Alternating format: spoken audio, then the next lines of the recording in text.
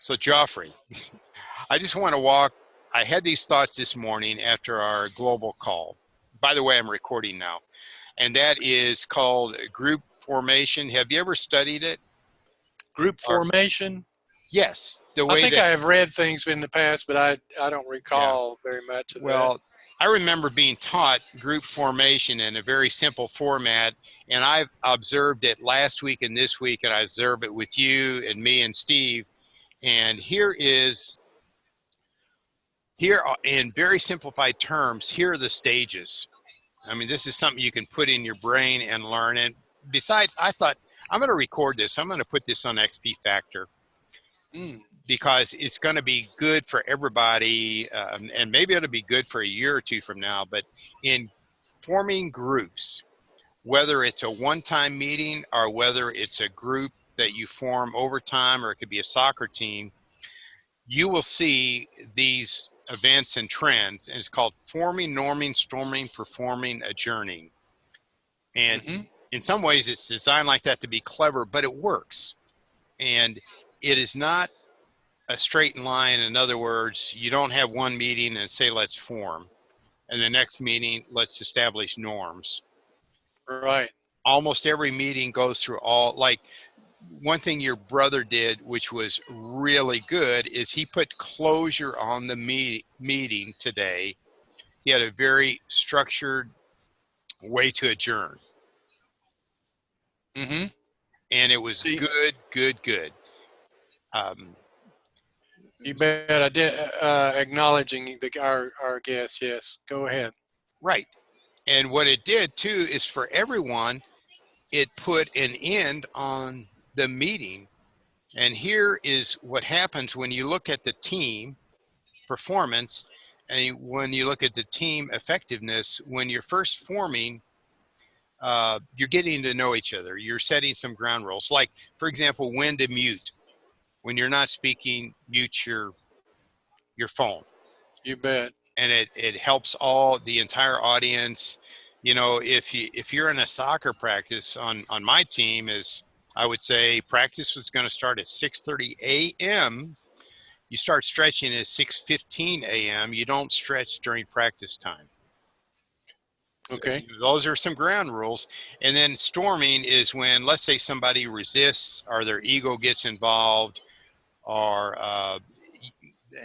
it's usually personality issues where there might, and it doesn't have to be huge, but just some normal average personality conflicts. And then norming is when the group starts getting accustomed to each other. Okay. They realize that the host is hosting, the tech guy is going to handle the tech, and they finally realize that we start on time and we finish on time. Yes. That's good. And that is a process. That's and then, right. of course, you can get to this point here, norming, and you can come back to storming sometime in a different meeting. It's all natural. But then after you go through forming, storming, norming, then you hit a performance level where the team's performance goes up. You get more done. Yes. That's good. And I like it. Then and now here it is in more detail. And I'm just going to put it on the screen and record it so you can come back and read it in more detail. But what this is showing is the phases: forming, storming, norming, performing, adjourning. And it's showing you the characteristics of the team, all the parties in the team, and then the strategies for the host or the leader. That's good. Now, it really works. It works so well. For example, when you're performing, that is a very healthy part in the group. And the leader's job is just to celebrate people's performance. You know, we've accomplished this, we've done that. And Steve did that very well this morning, adjourning. He sure did. He recognized people, he celebrated people. And I imagine that he's been taught this. And if he hasn't been taught it, he is now what I call unconsciously competent. In other words, he knows. No, I understand. That's a learned skill. That's when athletes reach peak performance. They're Sure. unconsciously competent. The skills are there, and that's when they can think and do some things intuitively. And we look at that athlete and we say, how did they get there? Well, 10,000 hours. That's right. That's right. So the and Some good instruction and some good coaching. the yes, and all phases are necessary and inevitable for a team to grow, address problems, find solutions, plan, work, and deliver results. Mm. The That's so helpful, and it's timely for us as we yeah. embrace our team in Africa Well, and begin to work with them. We want to make the the most of every meeting and oh, make it profitable for them and helpful for them and not waste time. yeah. And Joffrey, this is top of my mind this morning because it was great not to be in a host position or not have that pressure you were hosting, and I could observe the team. I saw the forming, I saw the norming, a little bit of challenging and storming, and then they're performing. And then the most defined part of it was Steve made a very clear thank you, celebrate, adjourning. Uh, and you have a definite start to the meeting, you have a definite finish, and then for what we're trying to do and build something huge, when you understand this process and it's in the recordings, then every recording can almost become a standalone lesson or session. You bet. That's true. Good, And good then process. the the goal then is for at the end, we get to celebrate and everybody stands up and high fives. Even there's got to be a way we could do a digital high five. I know. But I know. We're just right. So far, we're just waving at each one another. well, maybe that's the best we can do in a high five. But now, let, It's great. let me ask you this: your thoughts, one or two key thoughts on what you just saw and this morning, and going one or two key thoughts from you. Well, it's great going into any kind of meeting to be intentional, Right. and especially for the leader Yeah, to that would have a be norming. Right. be very clear about where you're going, Yes. and not that you have to have everything written down verbatim, but it needs to be natural. But you need to have a plan where you're going, and I, I like the idea of Steve's closing. Of really Yes. acknowledging and appreciating the people that have given you their undivided attention for that time and taking time out of their lives to be with you in the meeting and participate, contribute. And I think the performing part of it is going to go way beyond the training session. Oh, They're yes. going to Definitely.